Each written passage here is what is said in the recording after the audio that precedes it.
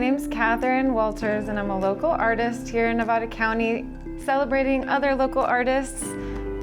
And here I have a really special guest. His name is Jermyn. He's an elemental sculptor here in Nevada City, whose work of tremendous force, power, and serenity are conjured from a primeval environment of fire, air, water, and Earth, yes. So he's celebrating the elements of Earth with his sculptures.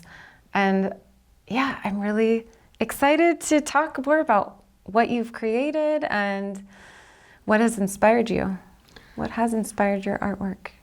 Well, it's been, I think everybody sort of boils it down to what is the most important thing they want to express within their art. So, it really has kind of evolved into those elements, into a primal elemental concept where, it really just became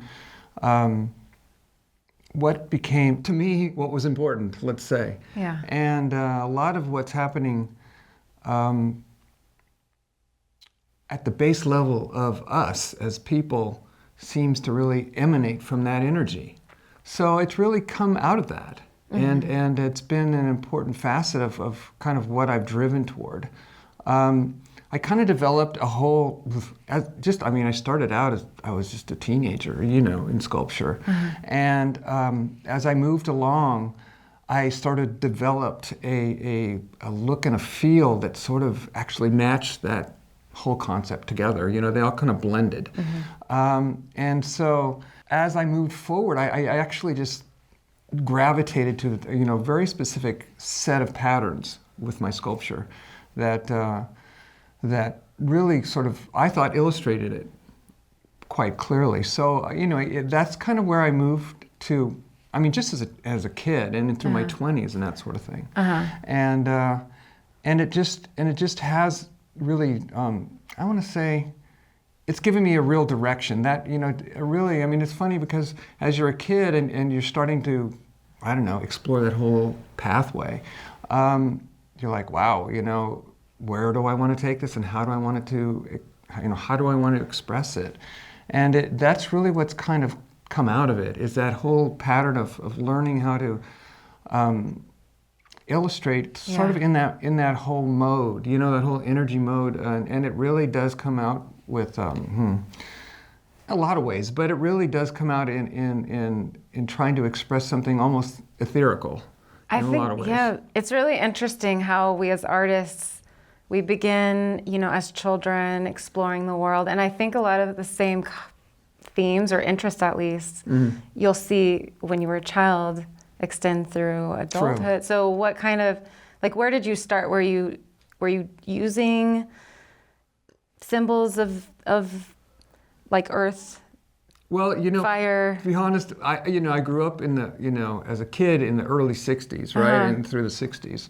And so you're like, you had the Vietnam War going on, you had just a lot. Oh yeah, and that's affecting. A whole bunch of stuff going on. And so that really was, I would say, an impetus, right? It was really an impetus in trying, because there was LSD, there's all this stuff happening, that was really, it was wild. And so, as a kid, you really don't understand, per se. You're aware of some of it. Yeah, and the hippie movement was going on. You had all this stuff going on. It was like, wow. And so it really kind of, it set you up, I think, in a lot of ways, because you're a kid, and you're just, I graduated high school in, 74. So you're like, man. How did it set you up specifically? Well, it was kind of at the, all the ideas were floating. Music was wild, and there was a lot. Let's just say there was a lot. There was a lot of conflict in play. There was all these things that we're all, you're all kind of dealing with, and you totally didn't understand a lot of it because you were a kid. But as you got a little older, you're like, wow, this is really interesting. And the other thing that happened with me, I think, is really interesting with me specifically, is I was dyslexic. Dyslexia throws you. In the school system, you're like, in those days, that was really interesting. Mm-hmm. And you weren't like the favorite kid in class kind of a person. And so But as I got into sculpture, I was like 17 when I really dove into it. And it was like, whoa, so all that, let's say almost frustration you had through the school system, it just unfolded in art, with the art, and with sculpture. You could just see into what was happening you could see into problems, let's say. You could see the detail and all the facets that you needed to move toward. So you were able to express yourself in a way that you were struggling. You were struggling to write. You're struggling through the school system itself. And being seen. And then sculpture just unfolded. It was wild. It became your communication. It became what I wanted. That's beautiful. You know what I mean? That is so totally. beautiful. You're like, oh man, this has got to happen for me, kind of thing. That's so great. That's how I got into it. Yeah. And so now, do you have your work in a gallery nearby, or are you? I've been in galleries. It's been sculpture. The art business. Let's say. Interesting pathway. Mm-hmm. And so you're dealing with. I had a gallery in Maui and in San Francisco and in La Jolla. I had all these things happening, and that was fun. We had a great time, and then suddenly, so anyway, there's a lot more to move in that direction, and developing a more professional pattern through the sculpture or through the art itself. You know what I'm saying? Learning how to communicate with galleries, and I'm realizing. I'm realizing there's so much more to know about just details about resumes and blah blah, all these things. The business aspect. All that really needs to be straightened out of my head a little better, right? Because I've done a lot of it, but on the other hand, you're realizing there's much more to it. There's much more to it. And I think we all kind of feel this way as artists. We want the time to create, and then there's the business aspect, which can feel like it's taking away from the creative process. And it does seem foreign in certain ways. It does feel, it's hard because our art feels like it's our soul that we're expressing, and then we have to commodify it. That becomes a little harder. But on the other hand, it's so funny because I moved up to Nevada County in, what was it, like 76 or something like that. It was, not 76, sorry. It was in 2006. 2006, okay. There, so. Anyways, from San Diego. Okay. Yeah, so San Diego is kind of an interesting place. Yeah. And fun, but don't want to go back to San Diego. I'm from Southern California too. Yeah. So all done with that stuff. Because Nevada County really opened up a whole different set of possibilities to me. Yeah. Right? As we got here, you're like, whoa. Everybody was so sweet and so cool, and it was wild. It's kind of a wild experience being in a big city. Yeah. So. And here it's very validating, I think, as an artist. It is. Yeah. Totally true. Totally true. Very great. Exciting. So. Yes. Anyway, so. So where can people see your artwork here? Well, actually, I don't have any artwork here right now. I mean, I was in Ilu Gallery. I don't know if you've heard of Ilu Gallery at one time. Anyway, we had a little gallery. And we were a group, like a group of artists doing it and stuff. And anyway, things come and go. That sort of thing happens, right? And now we have the internet. A lot of people are showcasing, and I've seen, that's where I saw your work on Instagram. And right.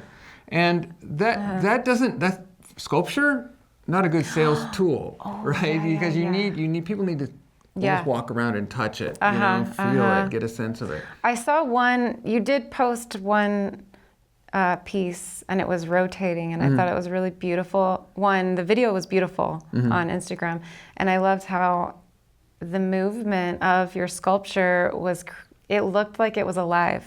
It looked like it was fire. You know what piece I'm talking about? No, not exactly. No? Okay. But I shot that here. I shot that here at the Media Center. Oh, okay, yeah. We shot it all here, so that was really fun. So cool. What's one of your favorite pieces that you've done? Or one that speaks to you, the most. I mean, it's so funny because it's just the the thing that you've done that's most recent. It feels you, the most authentic. Yes, yeah, yes. It's true. All that stuff's in the past. Now you're like into the fresh, you know, kind of an idea. So I'd say it's my latest piece. What can I tell you? So tell me about it. What's this latest piece? Interestingly enough, I did a piece, because I'm a little older than you. Basically, I had a stroke, and then you did? Okay. yeah, I had the stroke, and so I came back, and I'm like, I've got to go back to sculpture, right? Beautiful. And so I redid this piece, and it was something I had started, but need to rework a little bit, and so that piece is kind of exciting to me because it was that whole energy happened for me, you know, which was really nice. Yeah. So I'm also a speech therapist, and I work with, you know, stroke clients, and I think art has such a huge potential to help people heal. Yeah. I mean, opening up those neural pathways. Oh, like definitely, yeah, and being able to communicate. I don't know if that's what was happening with you, like struggling to communicate.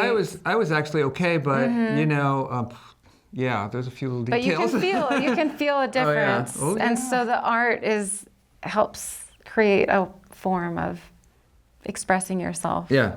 That's so amazing. Yeah, no, it was great. That part was great. So getting back into it at that point, I'd felt wonderful, right? Yeah. So like you hadn't forgot. What does it look like? Describe it, your piece. It's like 5 feet tall, so it's a pretty tall bronze piece. Bronze, okay. Yeah, so anyway, it's it just a little departure from my other work a little bit, and something I just would just really enjoy doing it over again. Goodness. It was I had already started it, but I kind of went back and redid the work, and so that it was just it was a fresh start for me. Yeah, sometimes you do come back to a piece and it has a little bit of a different meaning. So totally. I can't wait to see it. I hope you post it and exhibit it somewhere, perhaps in the near future. But yeah, this is Ron, and I'm so glad that you came. Thank you so much Thanks for having me. sharing That your was art with wonderful, us. Yeah. That was great.